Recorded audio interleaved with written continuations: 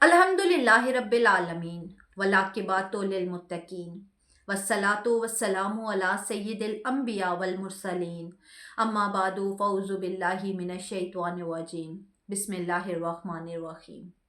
मैंने अपने मुर्शिद पीर सैयद मासूम आलम शाह साहब से सवाल किया कि जो तालिब तसव्वुफ से वाबस्ता हो, जिक्र कलब भी करता हो, लेकिन उसके बावजूद जिक्र के फ़वाइद से वो महरूम रहता है, उसके जिस्म में जिक्र कलब से नूर पैदा क्यों नहीं होता, उसके तमाम इजाबात क्यों नहीं हटते।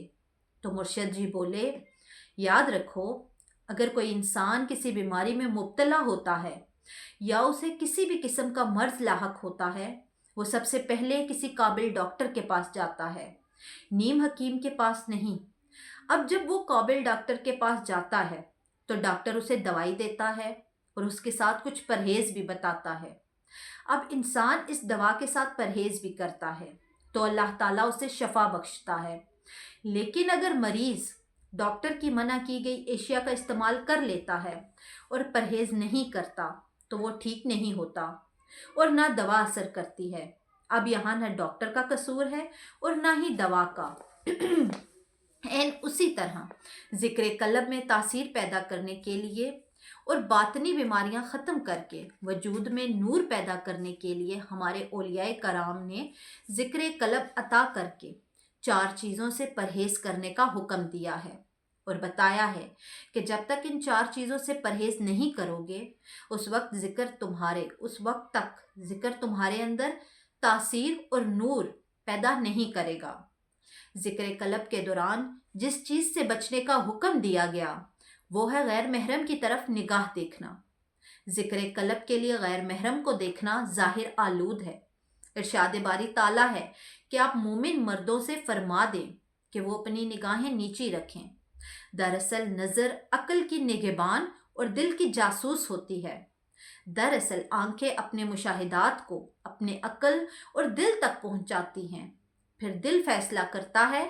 दिल उसके मुशाहिदात से हज्जान अंगेज हो जाता है और हराम निगाह सही फैसले की कुव्वत ख़त्म कर देती है। अब कोई चाहे हज़ारों मर्तबा दिल से जिक्र कलब करे, मगर जब तक वो इस बीमारी में रहेगा जिक्र उसके वजूद में तासीर नहीं पकड़ेगा, क्योंकि हराम नज़र अपना तखय्युल सीधा कलब तक पहुंचाती है। जिक्र कलब में तासीर हासिल करने के लिए दूसरी जिस चीज़ से बचना ज़रूरी है उसे हुब्बे दुनिया कहते हैं।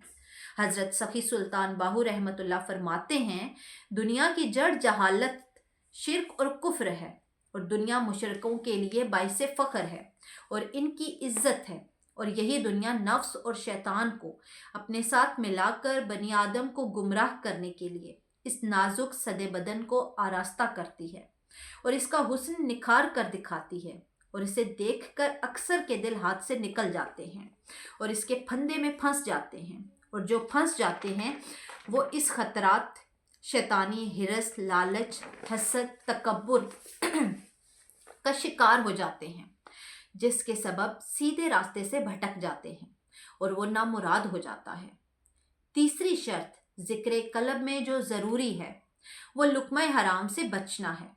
हज़रत इब्ने अब्बास से रवायत है कि नबी करीम सल्लल्लाहु अलैहि वसल्लम ने फरमाया, अल्लाह ताला ने बैतुल मुक़द्दस पर एक फ़रिश्ता नाजिल फरमाया जो हर रात ये निदा लगाता है कि जिसने हराम में से खाया उसका ना ही कोई जिक्र कबूल किया जाएगा, ना फ़र्ज और ना ही नफल।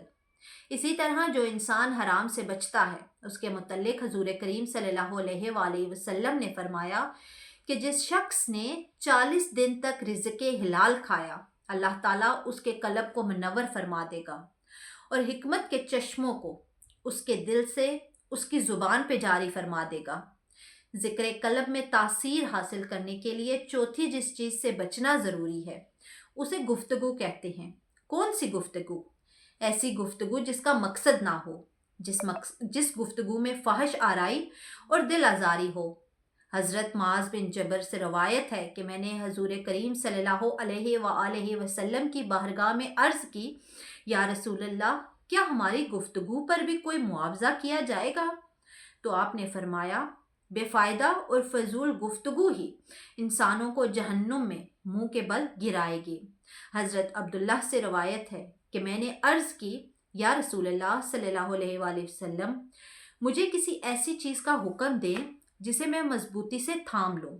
اور پھر آپ نے فرمایا کہ تم کہو کہ میرا رب اللہ ہے، پھر اس پر استقامت اختیار کرو۔ میں نے عرض کی یا رسول اللہ صلی اللہ علیہ وآلہ وسلم آپ مجھ پر سب سے زیادہ کس چیز پر خوف رکھتے ہیں؟